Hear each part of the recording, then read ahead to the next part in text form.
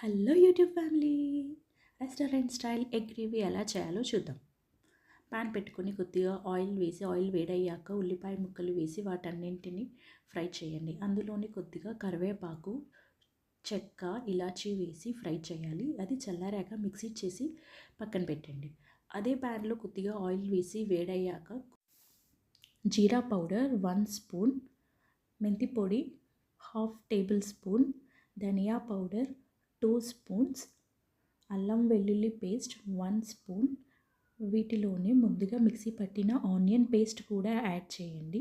ఇదంతా ఫ్రై అయిన తర్వాత 1 స్పూన్ పసుపు, రుచికి సరిపడా సాల్ట్ కూడా వేసి అందులోనే 1 కప్ రెడ్ చిల్లీ పౌడర్ కూడా యాడ్ చేయండి.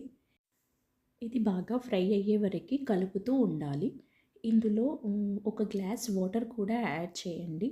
ఇది బాగా మరుగుతూ ఉంటున్నప్పుడు అందులో ముందుగా ఉడకబెట్టుకొని ఘాట్లు పెట్టిన ఎగ్స్ని ఇందులో యాడ్ చేయండి. ఇది చపాతీస్కి కానీ, రైస్కి కానీ, పుల్కాకి కానీ చాలా బాగుంటుంది.